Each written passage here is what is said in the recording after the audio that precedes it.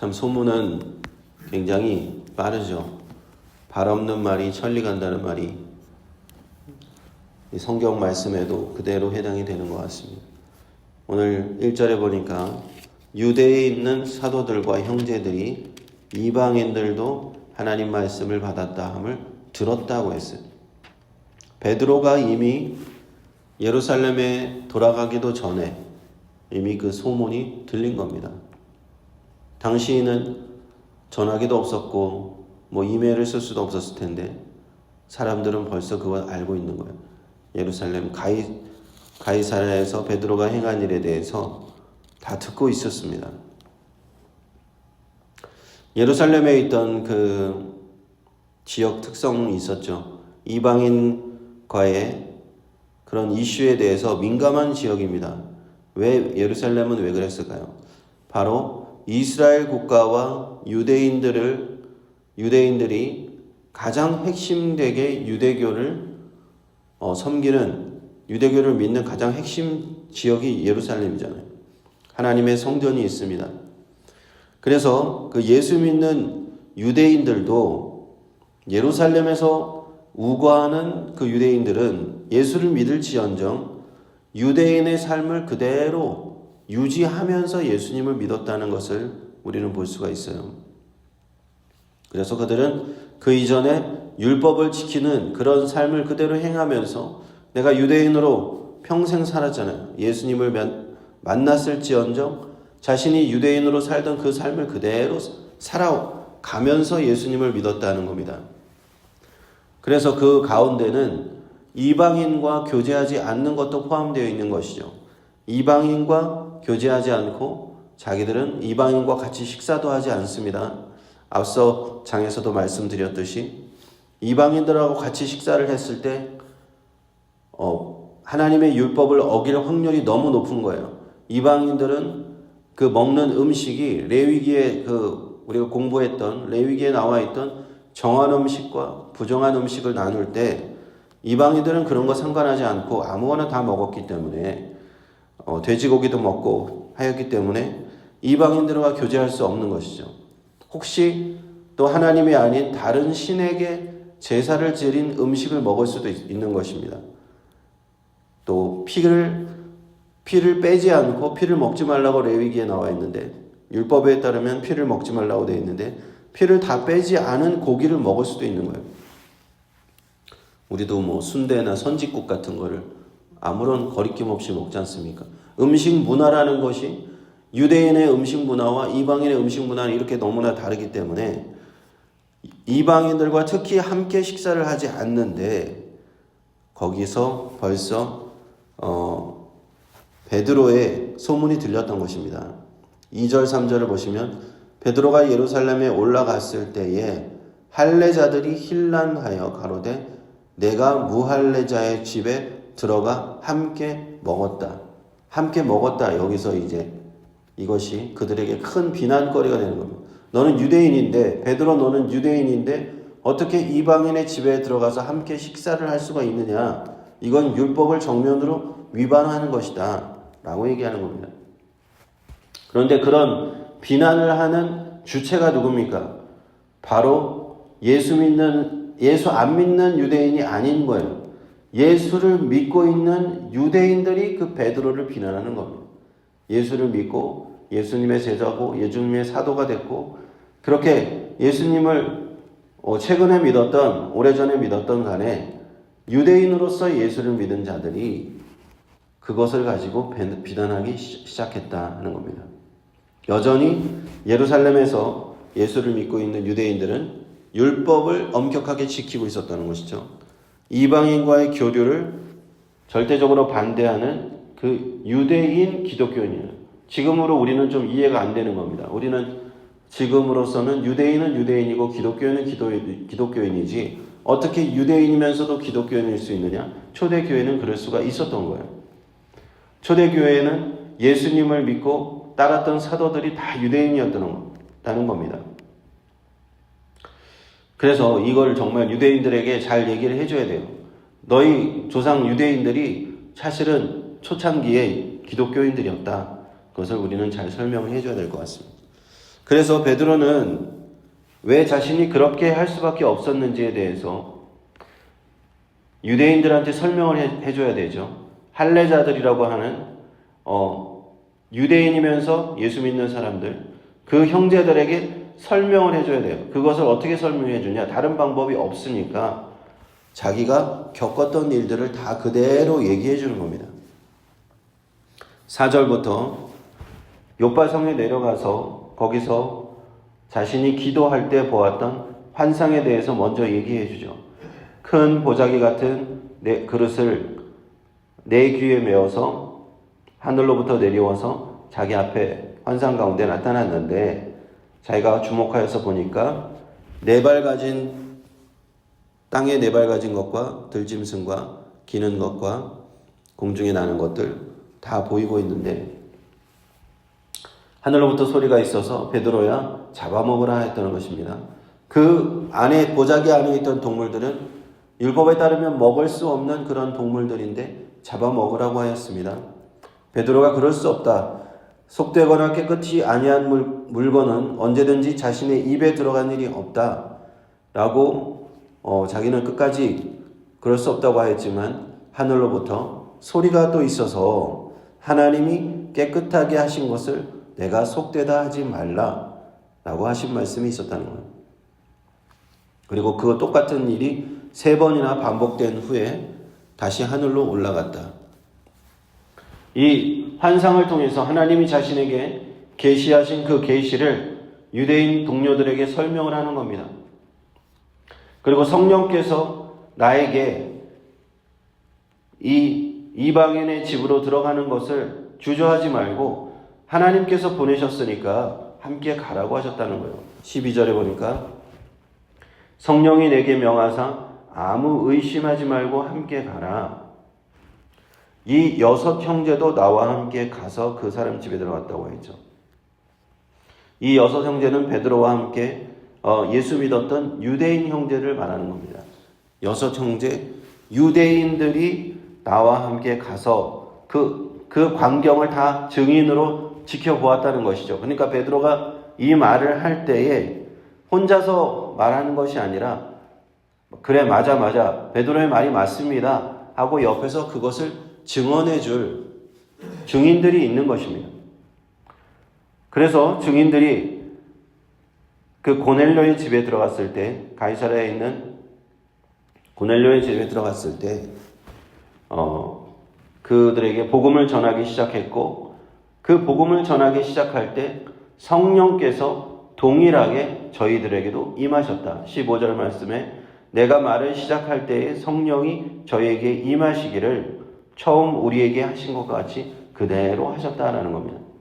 그것을 나도 보았고 베드로인 자신도 보았고 함께 간 6명의 형제들도 다 보았다 하는 것입니다. 그래서 베드로가 한 말씀이 예수님의 말씀이 떠올랐는데, 그건 사도행전 1장에 우리가 처음 보았던 말씀이에요. 주의 말씀에 16절에 요한은 물로 세례를 주었으나 너희는 성령으로 세례를 받으리라 하신 예수님의 말씀이 딱 생각이 나다는 거예요. 아 맞아, 우리도 오순절날 마가의 다락방에서 성령께서 임하셨을 때 딱 저런 모습이었어.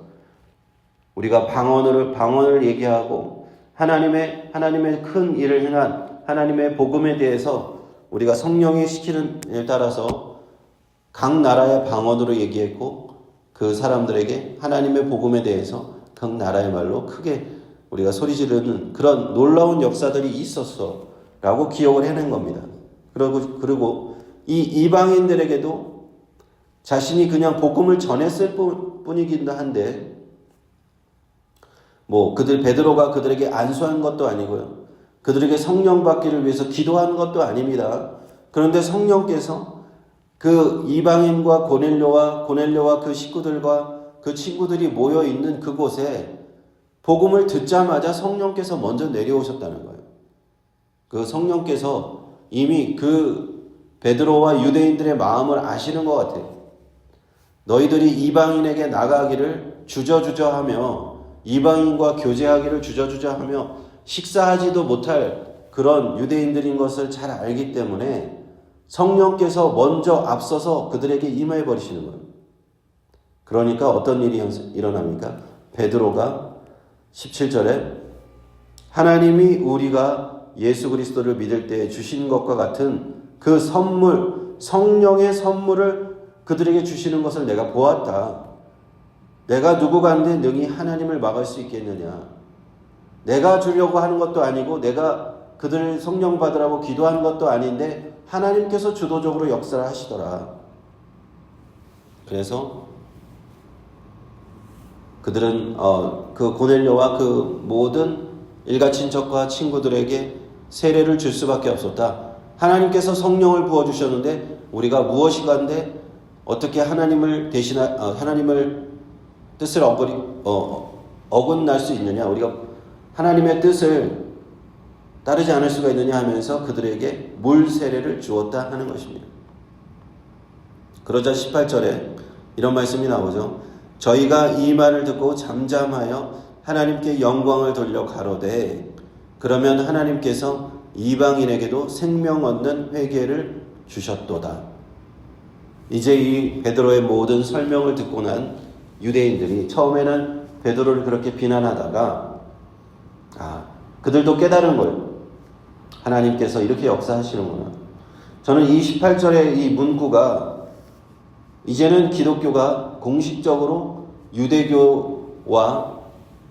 그 울타리를 넘어가는 그런 공식적인 어떤 문구라는 생각이 듭니다. 이제는 유대인들에게 갇혀있던 그 복음은 이방인들에게 전파되기 시작하는 겁니다. 공식적으로 그것도 예루살렘에서 베드로와 사도들과 제자들이 이제는 그것을 다 인정하기 시작하는 겁니다.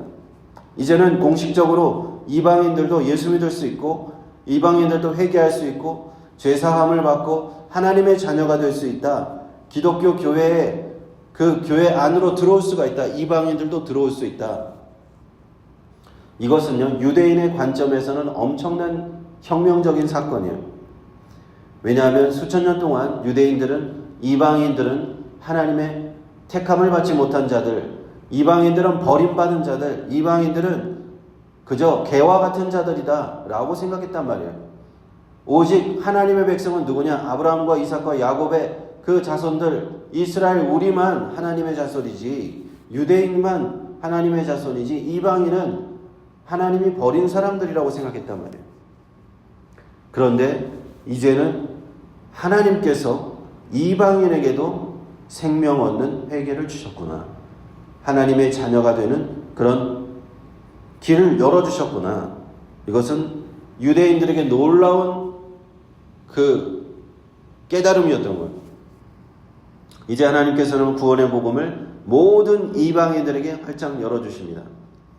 평생 율법을 지키면서 율법과 전통과 그런 하나님의 말씀 613개의 그런 율법의 조문들을 지켜오면서 오랫동안 자신들만 하나님의 자녀라고 생각하면서 살아왔던 그 유대인들, 그것을 인정하기 어려웠던 유대인들이 이제는 성령께서 그렇게 행하시는구나. 하나님께서, 예수님께서 이제는 이방인들에게도 복음을 전하라고 하시는구나. 이제는 그들조차 하나님 앞에 순복할 수밖에 없었다는 겁니다. 이제는 그래서 여기서부터 시작해서 이방 지역에 본격적으로 복음이 전파되는 그 내용들이 사도행전에 쭉 나오게 됩니다. 그러면서 자연스럽게 어떤 한 문제가 등장하게 되냐면, 당장 나오는 것은 아닌데 이제 율법과 복음에 관련된 문제가 등장하기 시작해요. 그래서 사도행전이 딱 끝나자마자 있는 성경이 어떤 성경입니까? 로마서가 등장하는 겁니다. 로마서가 등장하는 이유는 율법과 복음에 대해서 설명을 해줘야 되기 때문에, 우리는 평생 유대인의 관점에서 보면 평생 율법을 지키고 살았습니다. 율법을 지키고 살았고 십계명을 비롯해서 우리는 믿음의 자손이라고, 아브라함의 자손이라고 생각하면서 율법을 지키고 살았는데, 갑자기 율법이 없던 이방인들이 교회에 들어오기 시작했어요. 그래서 그러면 우리는 유대인이니까, 처음부터 유대인이니까 율법을 지키는 게 익숙하고, 그 동물들도 돼지고기를 안 먹는 것이 익숙하고, 하나님의 그 전통을 지키는 게 익숙한데, 새로 들어온 이방인들은 어떻게 해야 되느냐, 이런 큰 질문이 하나 생긴 것이죠. 그러면 저들도 우리와 똑같이 유대인으로 만들어야 되냐? 할례를 받지 않았으니까 할례를 받아라, 이렇게 해야 되냐? 이런 문제가 발생을 하는 겁니다. 그래서 사도행전이 끝나고 바로 등장하는 복음서가 뭐냐? 로마서가 등장하는 거예요. 바울은 거기에 대해서 설명할 필요성을 느꼈다는 거예요. 예수님을 새로 믿게 된 이방인들은 율법을 지켜야 되냐 말아야 되냐 하는 그런 문제점에 있어서 로마서를 통해서 쭉 설명을 해준다 하는 것입니다. 그리고 거기에 대해서 로마서 1장 16절에 보면요, 이렇게 기록하고 있는 것이죠. 제가 한번 읽어드리겠습니다. 로마서 1장 16절에 보면, 내가 복음을 부끄러워하지 아니하노니 이 복음은 모든 믿는 자에게 구원을 주시는 하나님의 능력이 됨이라. 첫째는 유대인에게요 또한 헬라인에게로다, 이렇게 되어 있습니다. 복음을 주셨는데, 예수 그리스도의 복음을 주셨는데 믿는 사람에게 구원을 주시는 이 복음은 첫째는 유대인에게 주셨다는 거예요. 먼저는 우리가 사도행전에서 본 것처럼 예루살렘의 유대인들에게 이 복음이 먼저 전해졌습니다. 그리고 그 다음에 이방인들 헬라인에게 전해졌고요. 그 다음 17절에는 복음에는 하나님의 의가 나타나서 믿음으로 믿음에 이르게 하나니 기록된 바 오직 의인은 믿음으로 말미암아 살리라 함과 같으니라. 그래서 예수 그리스도께서 주신 이 복음은 과거의 율법과 무엇과 다르냐? 이제는 예전에 율법을 지킴으로써 하나님의 의를 얻었던 유대인과 달리 이 복음을 통해서는 믿음으로 하나님의 의를 얻게 된다. 그러므로 이제 새로운 새로운 복음의 규칙이 생길 겁니다. 이방인들이 예수님을 믿고 들어왔을 때 그들에게 율법을 지키라고 할 필요가 없는 거예요. 율법을 지키라고 하고 할례를 받으라고 하고, 너희가 우리처럼 돼지고기를 먹지 말라고 하고, 정한 음식 부정한 음식 가리고 피를 먹지 말라고 하고, 이런 것이 이제는 필요 없어지는 겁니다. 이제는 복음으로 새로운 하나님의 의를 얻는 방법, 바로 믿음으로 구원 얻는 방법, 이것을 전파하는 것이 이제 로마서 이후에 이제 기독교 교회의 복음의 내용이 되는 겁니다. 그래서 믿음으로 구원을 얻고 하박국서에 나오는 믿음으로 말미암아 의인이 되리라 하는 그 말씀대로 나아간다 하는 것입니다. 이제 그 내용의 이제 시작이 사도행전 11장, 오늘 본 사도행전 11장을 통해서 이제 시작이 되는데, 앞으로는 어떻게 이 복음이 이방에 차례차례 증거되는가, 다음 장에서부터 이제 다음 편에서부터 안디옥 교회부터 시작해서 이방의 선교가 사도 바울을 통해서 어떻게 1차, 2차, 3차에 거쳐서 선교 여행을 통해서 그 하나님께서 성령이 가는 곳마다 복음을 전하게 하시는지 우리는 보게 될 것입니다. 이처럼 하나님의 복음은, 약속에 있는 복음은 유대인들을 버리지 않으시고 유대인들에게 먼저 증거되었습니다. 그래서 어떤 혹자들은 이스라엘로 시작한 이 예수 복음은 이방으로 갔다가 마지막 날에 다시 예루살렘으로 돌아올 것이다, 백투더 예루살렘을 얘기하는 사람들도 있어요. 그래서 그것이 어떻게 보면은 너무 틀린 말도 아니기 때문에 잘못된 얘기라고 생각은 하지 않지만, 모든 민족에게 땅끝까지 복음을 전하라는 의미에서는 또 맞지만, 너무도 백투더 예루살렘 운동 여기에만 몰입하는 또 그런 분들도 있기 때문에 우리가 좀 분별하는 영도 필요하다고 생각을 합니다. 오늘 하나님께서 말씀을 주셨는데, 이 말씀을 통해서 우리도 이 성령의 역사, 성령의 충만함으로 이방인들에게 성령을 부어주신 그 역사가 바로 우리에게 임하는 것입니다. 우리가 당사자예요. 이방인으로서 하나님의 성령을 받았습니다. 예수 믿게 되었습니다. 이러한 큰 은혜를 받은 우리가 하나님 앞에 또 예수 그리스도의 그 은혜에 감사하면서, 하나님의 은혜에 감사하면서 성령에 충만하여서 오늘 하루 살아가야 될 줄로 믿습니다. 기도하겠습니다.